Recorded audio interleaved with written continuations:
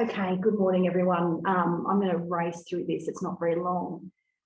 This is a really special one for us. It's a project that's been kicking around for 10 years in various kind of states. So let's take you through where we landed. This is the house called Always.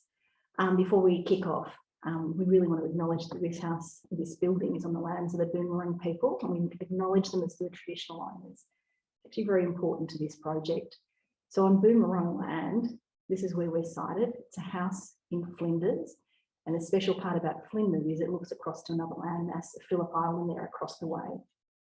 So we're jumping in. The view to Seal Rocks in Phillip Island is a really important part of the prospect of this site. You can see in Flinders where we sit, it's kind of slightly north of the pier, and it's right on the beach, such a lovely spot, but a really tricky spot, and we'll get to that. This is what we had. This actually started as an alteration additions, and here we are sitting in a new house at the moment. It was a Chancellor and Patrick building that was built around the 1960s, sitting on pretty seriously degraded farmland. Like a lovely little kind of ranch style house with Coldstream walls, and quite a modest house that over the years when we got to it had been pretty significantly altered and became this kind of white terracotta roof and white building, which was hilariously called Aloha. And now we've ended up at Always. There's something really nice about the return to Always. So what you can see in this previous picture, the one on the left, is just a whole lot of road that almost felt like when you arrived at the driveway, you drove into it. So this felt like a pretty abject position to start from. So we started looking at an alteration addition to this house. This is where it kind of got to. You can start to see there on the right how close, lovely and close to the beach. Modest in scale, 2 bedrooms. A living room and a dining room, but beautiful long plan that has that aspect out to Phillip Island. This is where we ended up quite quickly in terms of pulling this house apart, and all these planning overlays. We ended up having to get some geotech, and basically it was an extremely compromised site. Basically what it wanted to do is fall off and float across to the other side of the bay. Terrible. So it ended up being a demolition of sorts, but because of planning, we had to kind of reinstate it. So this is a funny one while we've ended up in new. You can see what was left here. We couldn't really salvage much, but there was this beautiful Coldstream wall that retained the wall at the back. And so that we kind of took our cues from this and from the ghost, if you like, of the old Chancellor and Patrick building with its gabled roof. This is what's left at the back of the site heading up. So this was an opportunity for us really where we landed at that spot to reinstate the balance through a collaboration.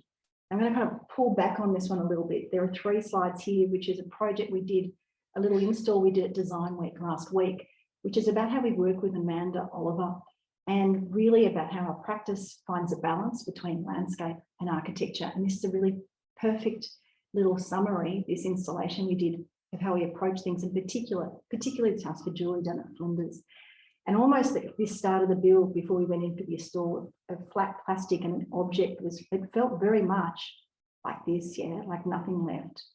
And then everyone started to work together, Amanda up there on the right, Hadge down there on the left, and some of our crew, and building this thing together, where we end up with a piece of architecture in a garden that feels very on balance with it, and if not overtaken by it. And I guess that's a very important part of our practice.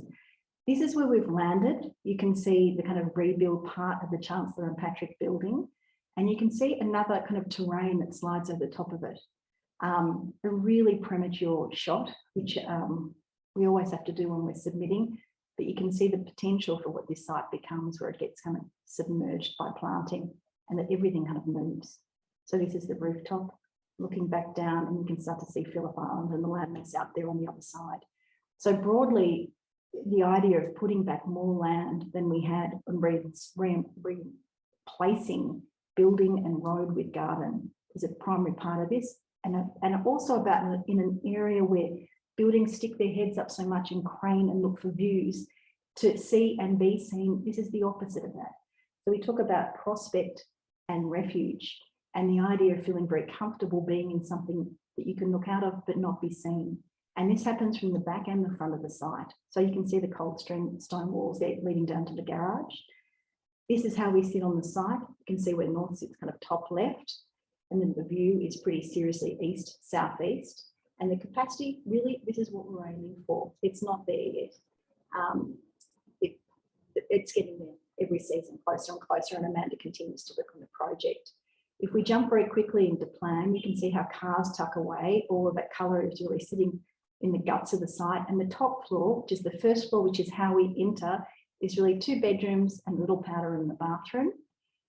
Coming down closer, and this is also a collaboration with our client who has a really close relationship with a lot of First Nations people and things she's involved with. Commissioned Jake Nash.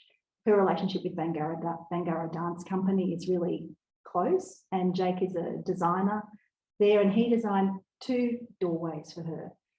This is to the main house, and this is kind of reinstating that funny old Aloha name with always, and to remind you when you come through that front door into this space and look out beyond where you are.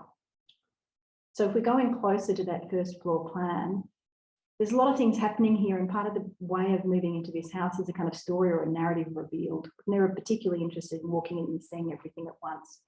And it's actually a really beautiful part of visiting the site, so we hope we can get you there to experience this, of coming in through the garage, through a gate, to see that view, to move into this refuge, which is very protected, which is outside, but also to have this prospect as well.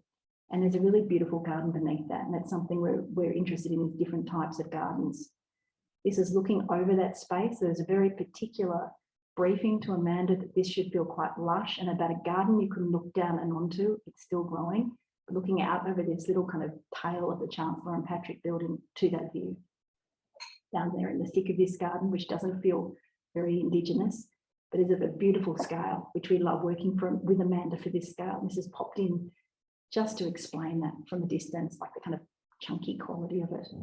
This is taking you through the first floor where you could, if you can remember in plan, I'll jump back in there. We've got quite a lot of mats in this wall. We're quite close to a neighbour over here, even though the view to Flinders Pier is out these windows, and using all of the kind of cupboards and mats in there to really make this house feel very substantial and protected. It's a pretty blustery old site. So all this beautiful wall of cedar finishing in a view. We've actually closed the view at this end for the photos.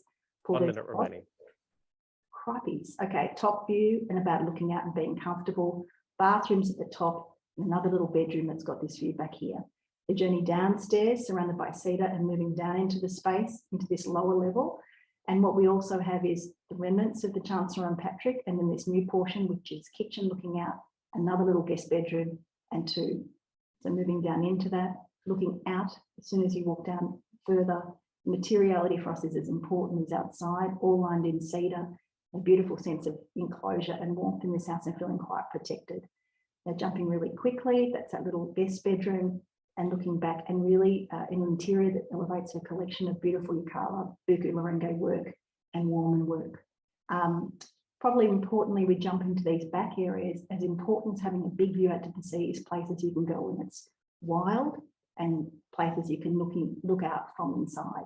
This is the courtyard at the back, which is not meant to be a kind of secondary space, but quite a primary space to catch sun and be protected and present another kind of variable elevation to the building. Looking out further to the deck, looking out this beautiful little drone shot Derek took, where we actually talk about the reflection back there, so we didn't have to take that photo, and how this building puts its head down rather than puts its head up. And then down from the beach, which Amanda's working very carefully on reinstating Indigenous coastal bushland up to the house. A tiny little bit, which we call the Jeep, came later. It was another part of the stage, which is a guest house at the top of the site, which is designed under the very same principles of prospect and refuge. Very small, 1 bedroom, 1 bathroom, walking in with another little, this is just a little sketch of it. It's not photographed, it's still parts of it are. About a simple doorway and a garden wall, you move into a courtyard, and then you look out and over the other part of the building.